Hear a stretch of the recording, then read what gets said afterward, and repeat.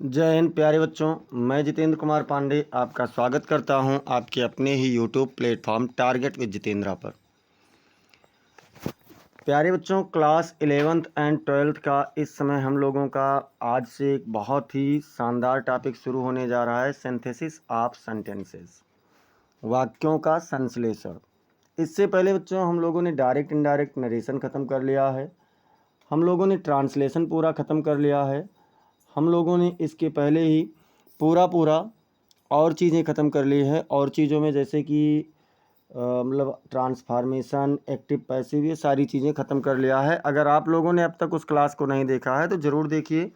एकदम से बेसिक से शुरुआत होने जा रहा है बच्चों। सिंथेसिस है क्या, कैसे इसका उपयोग होता है, इन समस्त चीज़ों के बारे में आप लोगों को यहाँ पर शुरुआत कराया जा रहा है।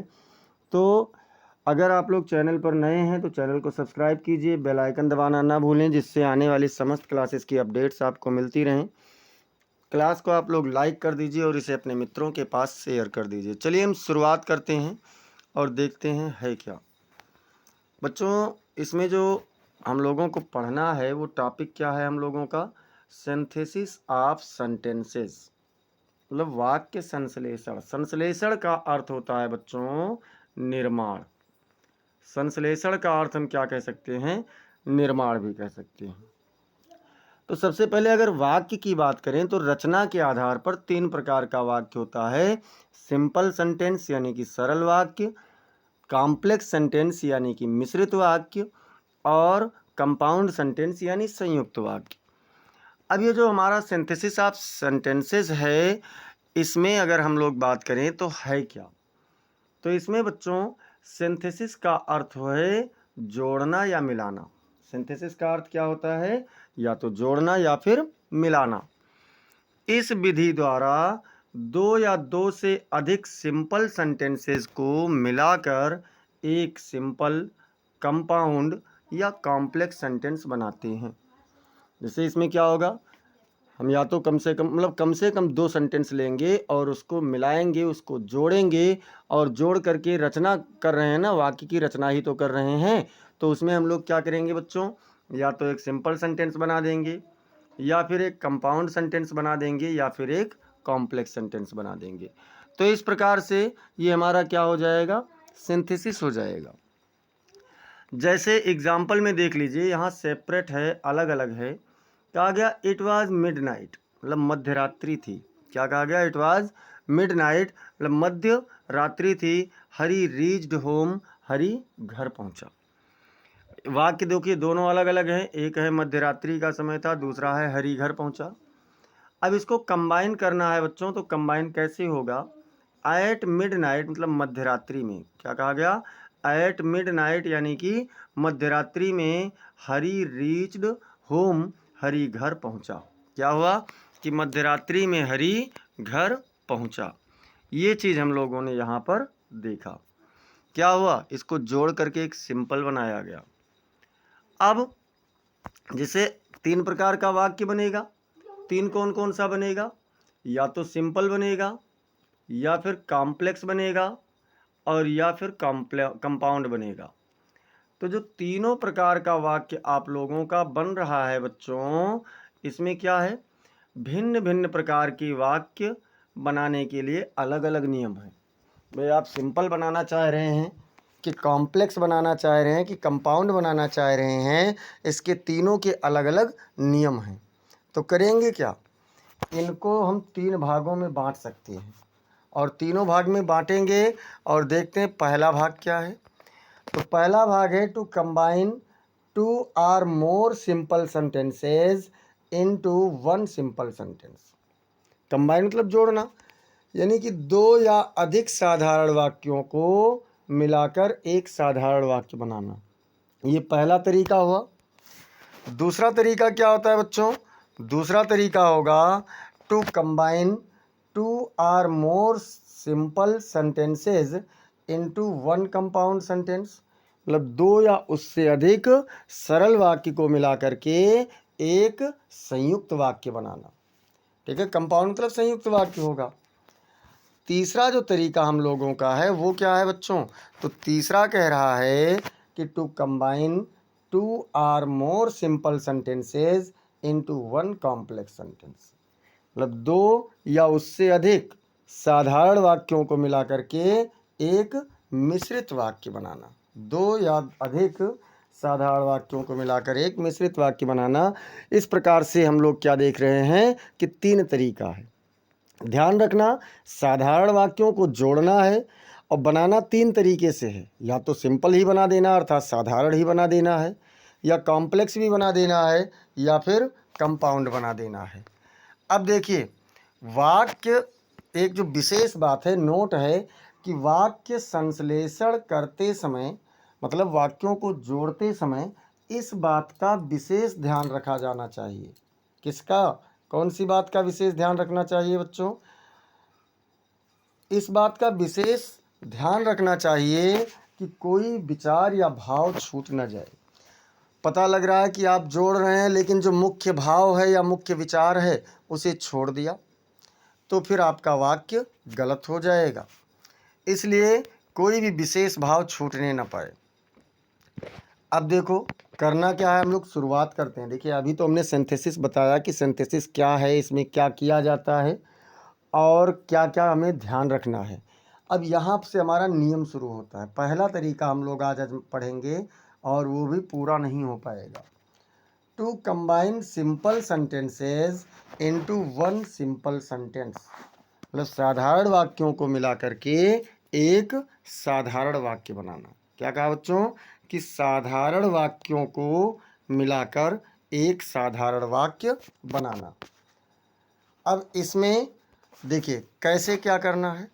सबसे पहले तो ये जानिए कि साधारण वाक्य है क्या। क्या है? What is a simple sentence?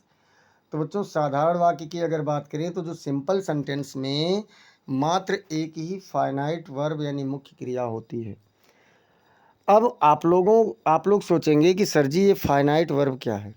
Finite verb मतलब हम कह सकते हैं मुख्य क्रिया, यानी कि वह क्रिया जो वाक्य के काल और कर्ता के वचन के अनुसार बदल जाती है।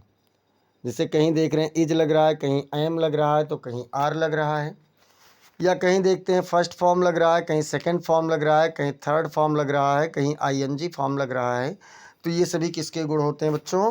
ये सब फाइनाइट वर्ब के गुण होते हैं। जैसे एग्जाम्पल में कुछ वाक्यों को ले रहा हूँ।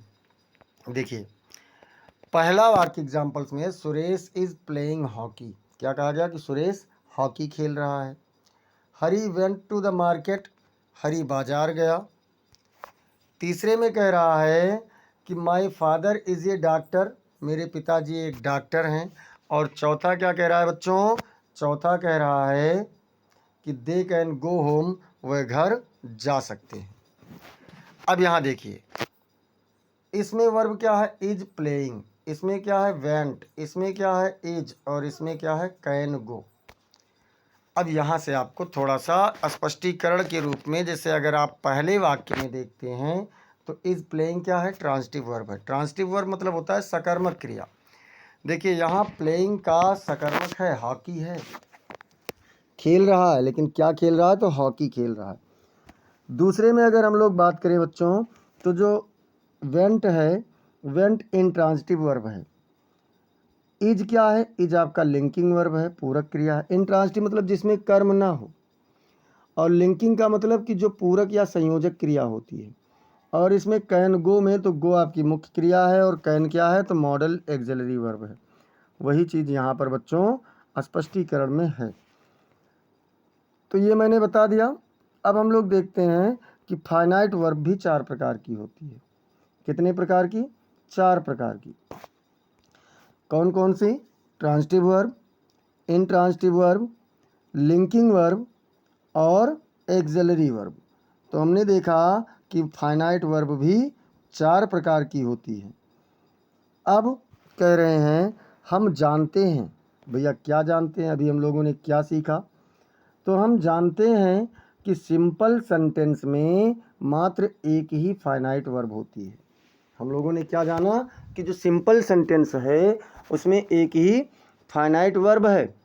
अब प्रश्न ये आता है कि जब हम 2 या 2 से अधिक सिंपल सेंटेंस लेंगे तो 2 या 2 से अधिक फाइनाइट वर्ब भी होगी। भैया जितना हम सिंपल सेंटेंस लेंगे उतना फाइनाइट वर्ब होगा। और इन्हें जोड़ करके जो हमें एक सिंपल सेंटेंस कैसे बनाएं कि उसमें भी एक ही फाइनाइट वर्ब आए, तो इसके लिए हम किसी एक वर्ब को फाइनाइट तथा अन्य वर्ब को नॉन फाइनाइट या अन्य किसी पार्ट ऑफ स्पीच में बदल देते हैं। और सिंपल सेंटेंस के लिए कई विधियों का प्रयोग करते हैं। तो पहले तो यहाँ समझ लीजिए, यहाँ आप समझ लीजिए, जैसे एक सिंपल है, एक सिंपल है, एक सिंपल और जोड़ रहे हैं और बनाना है आपको सिंपल ही। एक फाइनाइट वर्ब यहाँ पर है, एक फाइनाइट वर्ब आपका यहाँ पर भी है, और इसमें भी एक ही फाइनाइट वर्ब लाना है।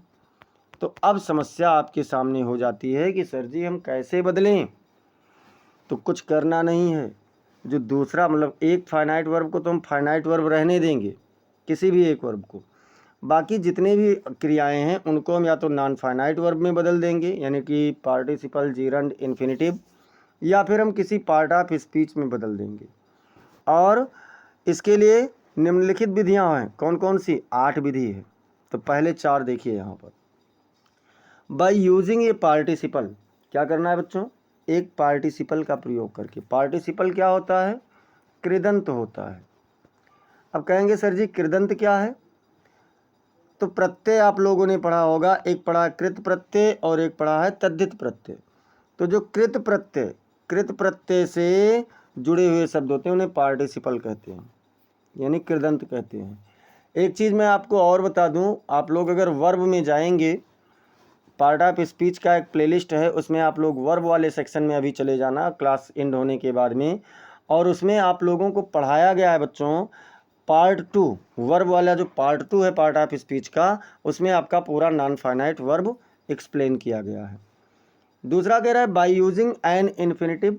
इन्फिनिटिव क्या है? इन्फिनिटिव का प्रयोग करके, यानी क्रियावाचक संज्ञा का प्रयोग करके, और जीरंड आर नाउन यानी क्रियार्थक संज्ञा या फिर संज्ञा का प्रयोग करके। ये चीज़ें आप लोगों को बच्चों बताया गया है कहाँ पर? तो ये सारी चीज़ें आप लोगों को, यानी जीरंड क्या है, इन्फिनिटिव क्या है और पार्टिसिपल क्या है, ये आप वर्ब के पार्ट 2 वाले पार्ट में पा जाएंगे, जिसमें नॉन फाइनाइट वर्ब नामक उस पर थंबनेल पर भी लिखा है। आप वहाँ से जा कर के इस क्लास को आराम से देख सकते हैं और अपनी जानकारी को इम्प्रूव कर सकते हैं।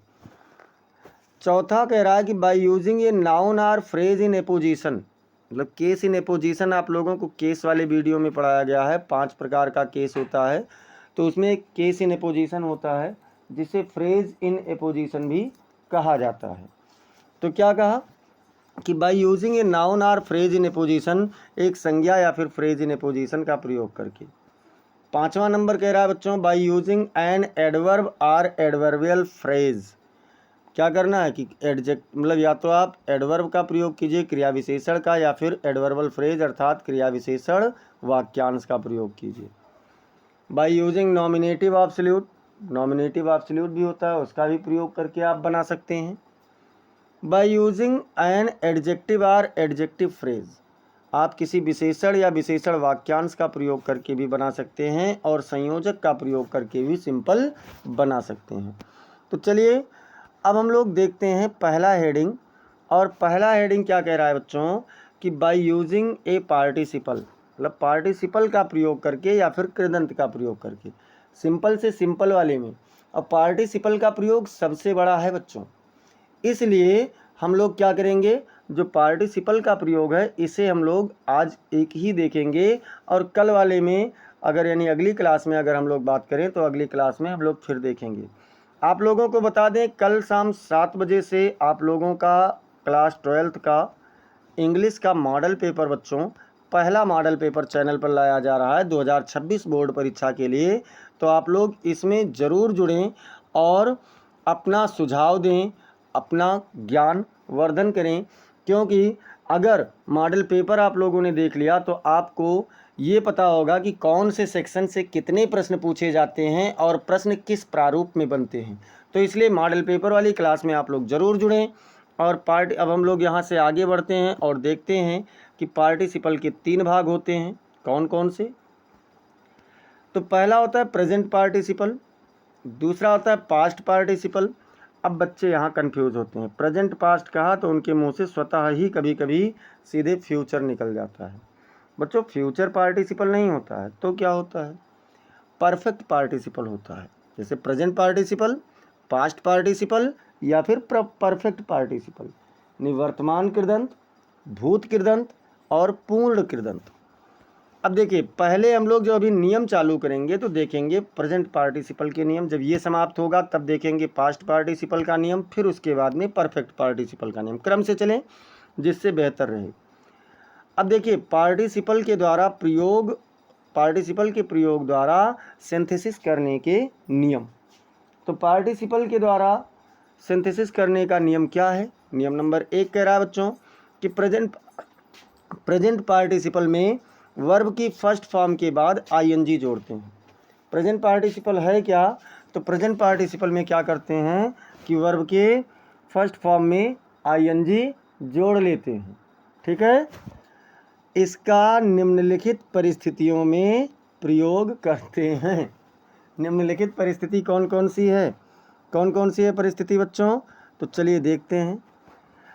यहाँ पर आपसे कह रहा है कि एक साथ घटित होने वाले वाक्यों को जोड़ने के लिए हम लोग क्या करते हैं?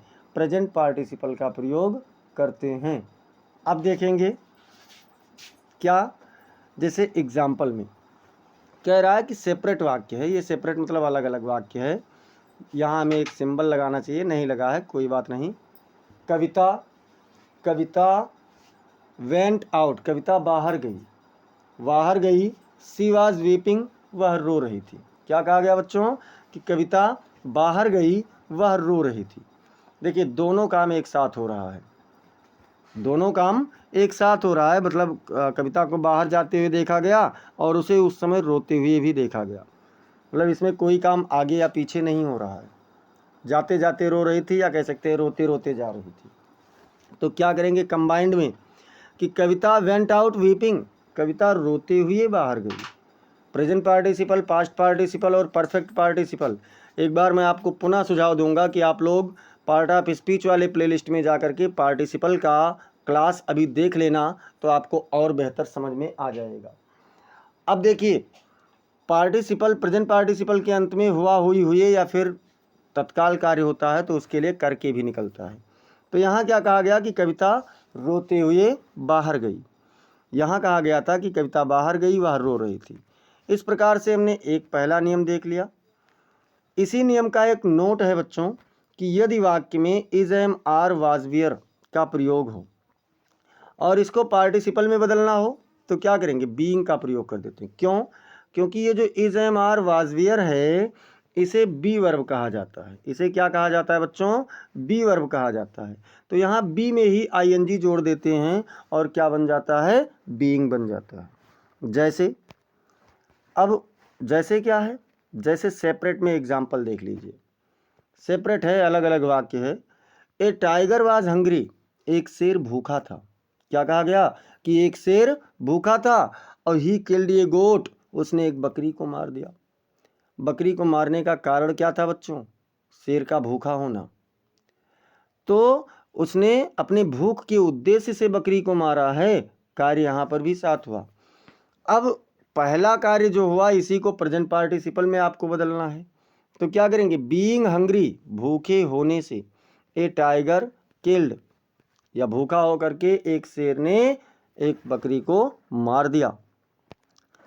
अब हम लोग चलते हैं बच्चों अगला नियम। अगला नियम कह रहा है कि एक ही कर्ता के द्वारा एक कार्य की पूर्णता अर्थात एक कार्य समाप्त हो के तुरंत बाद संपादित होने वाले कार्य में, मतलब एक कार्य समाप्त हो और उसके जस्ट बाद दूसरा कार्य, जैसे एक कार्य खत्म हुआ और तुरंत बाद, ठीक उसके तुरंत बाद क्या हो? दूसरा कार्य हो। तो ऐसी स्थिति में क्या करेंगे? प्रथम कार्य की क्रिया को प्रेजेंट पार्टिसिपल में बदल देते हैं। मतलब जो काम पहले हुआ है उसकी क्रिया को प्रेजेंट पार्टिसिपल में बदलेंगे, ये भी ध्यान रखना है। ऐसा नहीं है कि चाहे जिसको चाहो उसको बदल दो। जो काम पहले हुआ है उसकी क्रिया को प्रेजेंट पार्टिसिपल में बदल देंगे। जैसे सेपरेट सेंटेंस है, अलग अलग वाक्य है। क्या कह रहा है? सरिता वेंट इनटू द गार्डन। सरिता मतलब सरिता वेंट बने गई, इनटू द गार्डन बगीचे में। सरिता बगीचे में गई। और सी प्लग्ड फ्लावर्स, उसने फूल तोड़ा। बगीचे में जाने के तुरंत बाद उसने फूल तोड़ा, क्योंकि वो फूल तोड़ने के लिए ही बगीचे में गई हुई थी। तो ऐसी स्थिति में क्या करेंगे बच्चों? पहले सरिता ने क्या काम किया? सरिता ने पहले कौन सा काम किया? पहले बगीचे में गई है कि पहले फूल तोड़ा है? तो पहले बगीचे में गई है, वहां जाने के बाद फूल तोड़ा है। तो क्या कहेंगे? गोइंग इनटू द गार्डन, बगीचे में जा करके। क्या कहा? बगीचे में जा करके सरिता प्लग्ड फ्लावर्स, सरिता ने फूल तोड़े। यहां पर क्या कहा गया बच्चों? कि बगीचे में जा करके सरिता ने फूल तोड़े। अब इसके बाद में अगला देखिए, अगला कह रहा है चौथा नियम। चौथा नियम कह रहा है बच्चों कि कभी कभी दूसरा कार्य ही महत्वपूर्ण होता है। कभी कभी ऐसा होता है कि जो दूसरा कार्य होता है वो ज़्यादा इम्पोर्टेंट होता है पहले की अपेक्षा। तो जब ऐसी स्थिति बने कि दूसरा कार्य ज़्यादा इम्पोर्टेंट हो, महत्वपूर्ण हो, लेकिन पहला कार्य दूसरे कार्य को करने के लिए ही किया जाता है। जैसे दो कार्य है, अब दोनों में से पहला कार्य जो किया गया वो दूसरे कार्य को करने के लिए, दूसरे कार्य को करने के लिए किया जा रहा हो, तो क्या करेंगे? ऐसी दशा में प्रथम कार्य की क्रिया को प्रेजेंट पार्टिसिपल में बदल देते हैं। क्या करेंगे? जो काम पहले हुआ है उसे प्रेजेंट पार्टिसिपल में बदल देंगे, और जो काम बाद में हुआ है उसे नहीं बदलेंगे।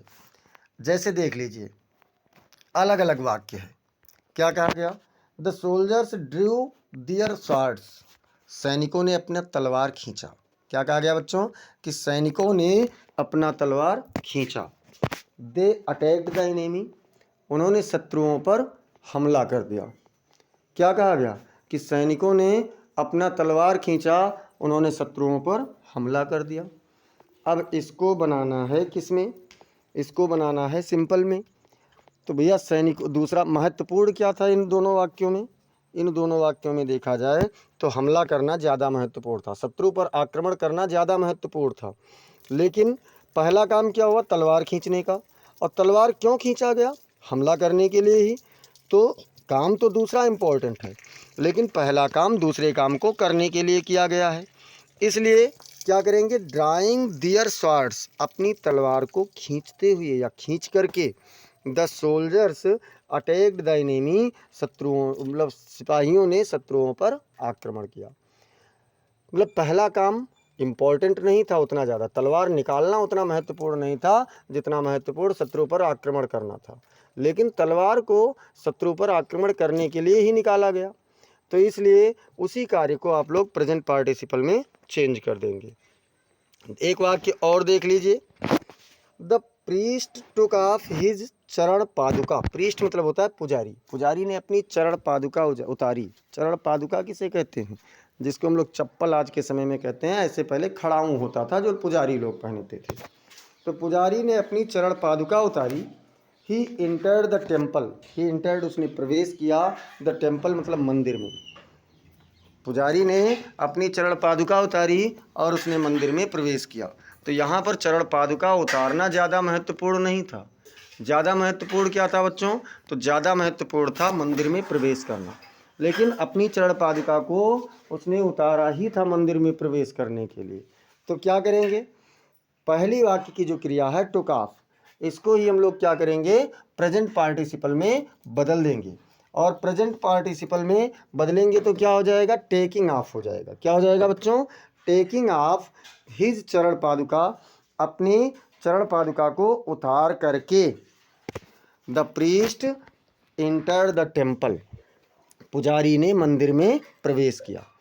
क्या कहा गया? कि अपनी चरण पादुका को उतार करके पुजारी ने मंदिर में प्रवेश किया। अगला नियम देखते हैं। अगला नियम कह रहा है बच्चों कि जब प्रथम वाक्य के कर्म का एक्शन अर्थात कार्य, जैसे जो पहले वाक्य का कर्म है अर्थात ऑब्जेक्ट है, उस ऑब्जेक्ट का कार्य अगर द्वितीय वाक्य में दर्शाया गया हो, मतलब जैसे मान लीजिए पहले वाक्य का ऑब्जेक्ट है और दूसरे वाक्य में उस ऑब्जेक्ट का काम दर्शाया गया हो, तो उस एक्शन को अर्थात जो काम है उस एक्शन को क्या करेंगे? प्रेजेंट पार्टिसिपल में बदल देंगे। अर्थात दूसरे वाक्य की क्रिया को तब प्रेजेंट पार्टिसिपल में बदलेंगे। अभी तक आप लोगों ने केवल यही देखा कि पहले वाक्य की क्रिया को प्रेजेंट पार्टिसिपल में बदलते हैं, लेकिन अगर पहले वाक्य के ऑब्जेक्ट का कार्य दूसरे वाक्य में दर्शाया गया हो तो दूसरे वाक्य की क्रिया को प्रेजेंट पार्टिसिपल में बदल देते हैं। जैसे एग्जाम्पल भी देख लीजिए। कहा गया Sweety saw some beggars, Sweety ने कुछ भिखारियों को देखा। और भिखारी क्या कर रहे थे? They were sitting by the road side, वह सड़क के किनारे बैठे हुए थे। भैया पहले वाक्य का ऑब्जेक्ट क्या है? सम बेगर्स। क्या कहा गया? सम beggars. Sweety saw some beggars, Sweety ने कुछ भिखारियों को देखा। और भिखारी का काम कहाँ दर्शाया गया? दूसरे वाक्य में, दे वीआर सिटिंग, वह बैठे हुए थे, बाय द रोड साइड, सड़क के किनारे। तो अब इसमें दूसरे वाक्य की क्रिया को अर्थात इसको प्रेजेंट पार्टिसिपल में बदला जाएगा। तो क्या हो जाएगा? Sweety saw some beggars sitting by the road side.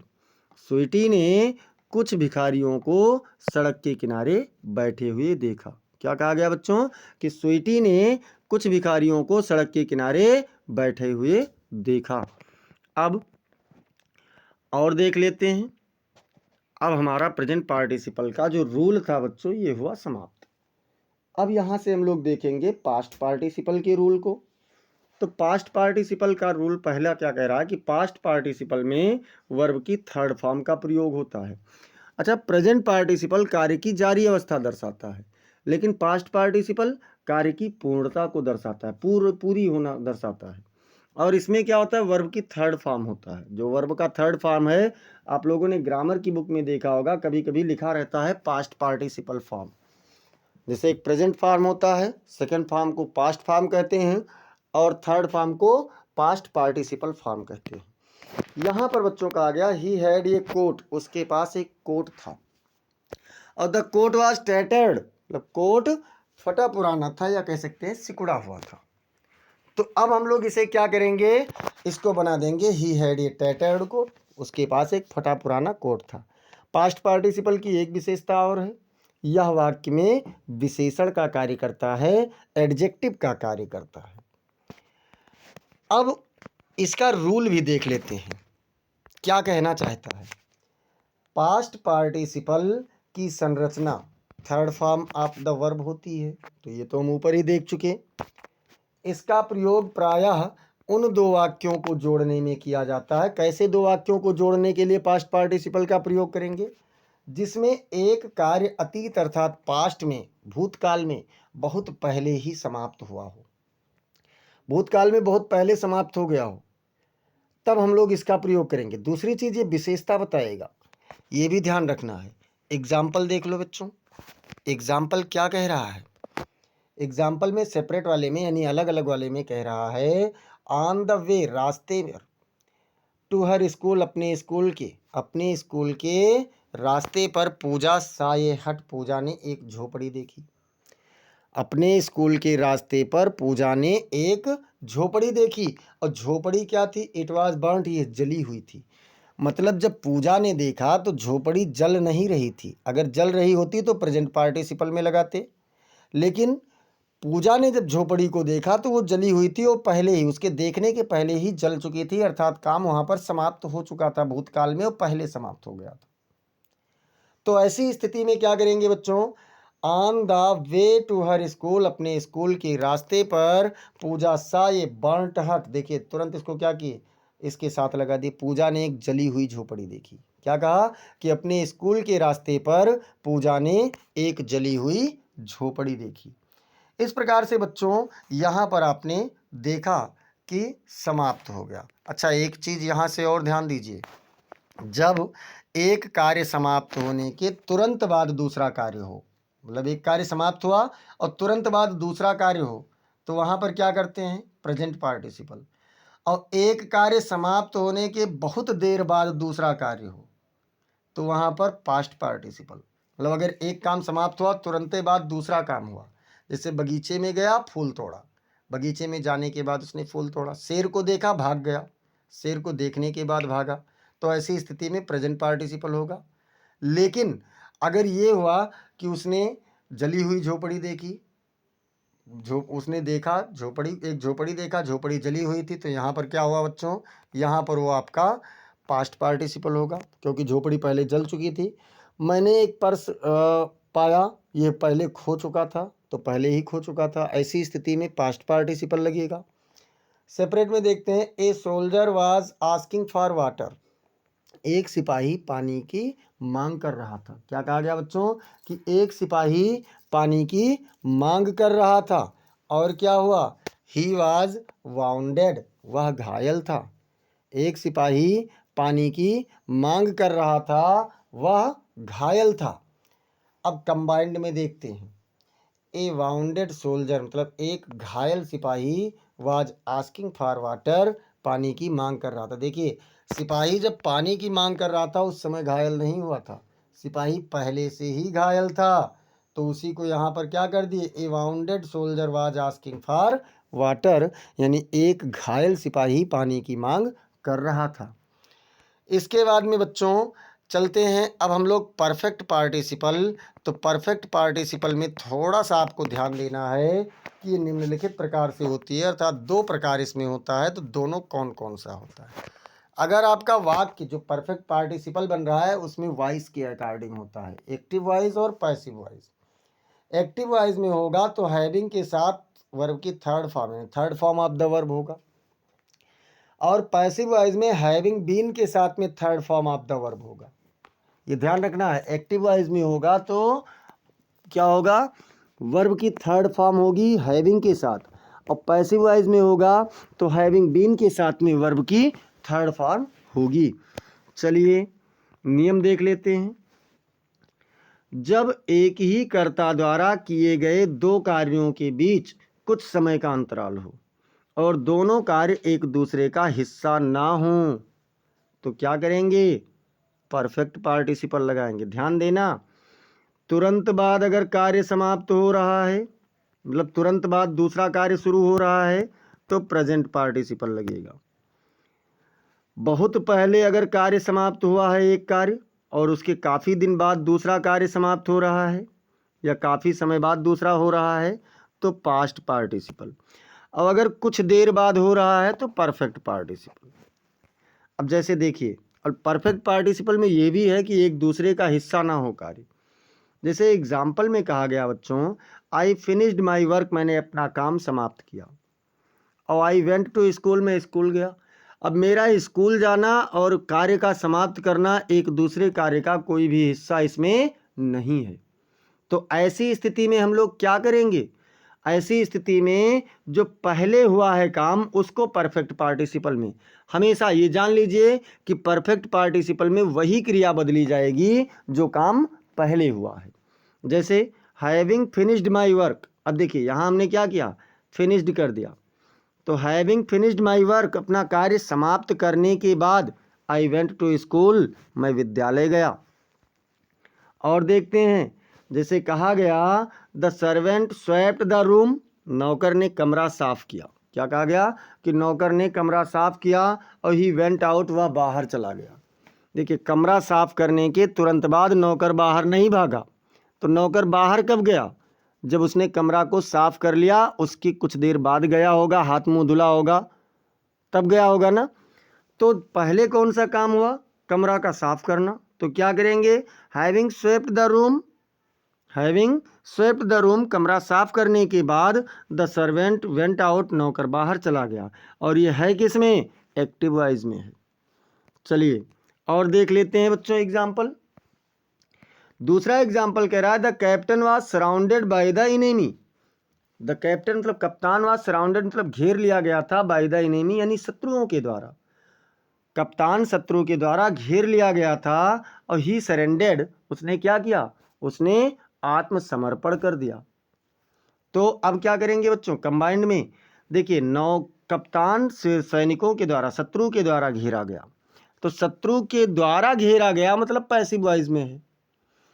अब इसमें क्या करेंगे, हैविंग बीन के साथ में सराउंडेड लगा, having been surrounded by the enemy, शत्रु के द्वारा घेर लिए जाने के कारण द कैप्टन सरेंडेड, कप्तान ने क्या किया, सरेंडर कर दिया, आत्मसमर्पण कर दिया। मतलब शत्रु के द्वारा घेर लिए जाने के बाद कप्तान ने आत्मसमर्पण कर दिया। एक चीज आपको यहाँ पर विशेष रूप से ध्यान रखना है बच्चों कि अगर पार्टिसिपल का प्रयोग तभी कर सकते हैं आप, पार्टिसिपल का प्रयोग कब करेंगे, जब पार्टिसिपल के प्रयोग में दोनों वाक्यों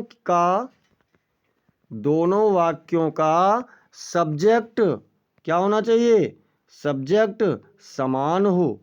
अगर दोनों वाक्यों का सब्जेक्ट एक समान है तभी आप पार्टिसिपल का प्रयोग करेंगे। होता क्या है, मान लीजिए पहले वाक्य में सब्जेक्ट के स्थान पर मोहन लिखा है और दूसरे वाक्य में ही लिखा है। जैसे देख लीजिए, मोहन सा ए लायन, मोहन ने एक शेर देखा और ही रैन अवे, क्या हुआ, ही रैन अवे, वह भाग गया। क्या हुआ बच्चों कि मोहन ने एक शेर देखा, वह भाग गया। अब इसका आंसर क्या बनेगा, मतलब सीइंग ए लायन, क्या होगा, seeing a lion Mohan ran away, क्या हो जाएगा, मोहन रैन अवे, ये आपका बनेगा। क्यों बनेगा ये भी ध्यान रखिए। देखिए इधर मोहन है सब्जेक्ट के रूप में, इधर क्या है, ही लिखा है सब्जेक्ट के रूप में, लिखा है ना। तो ये आपका क्या होगा बच्चों, मोहन और ही जो आप लोगों ने देखा, मोहन का प्रोनाउन ही तो लिया गया है, तो ये एक समानकर्ता कहलाएगा। या फिर यहाँ पर ही होता, यहाँ पर भी ही होता, तब समान होगा। अब यहाँ पर आई हो, यहाँ पर ही हो, तो फिर प्रेजेंट मतलब कोई भी पार्टिसिपल आप नहीं लगा सकते। ये नियम ध्यान रखना, टाइपिंग में मैंने नहीं लिया था, याद आ गया, आप लोगों को बता दिए। तो अब बच्चों अगर आप लोगों ने अब तक चैनल को सब्सक्राइब नहीं किया है तो चैनल को सब्सक्राइब कीजिए, जिससे आपको समस्त क्लासेस मिलें। बेल आइकन भी जरूर दबाइए। क्लास को आप लोग लाइक कर दिया कीजिए। इसे आप अपने मित्रों के पास अधिक से अधिक शेयर करें ताकि सभी लोगों का लाभ हो सके, और चैनल को आप लोग बढ़ाते रहिए। बच्चों कमेंट सेक्शन में आप लोग अपना सुझाव जरूर दीजिए। आपका सुझाव बहुमूल्य है, जिसकी कीमत नहीं चुकाई जा सकती है। आप लोग ज़रूर बताएं कमेंट सेक्शन में कि क्लास कैसी लगी। कोई सुझाव है तो उसे भी बताएं। मिलते हैं फिर अगली क्लास में, तब तक के लिए जय हिंद। कल शाम 7 बजे वाले क्लास में ज़रूर जुड़िए, मॉडल पेपर को ज़रूर देखिए अंत तक। मिलते हैं फिर, तब तक के लिए जय हिंद, जय भारत, शुभ रात्रि।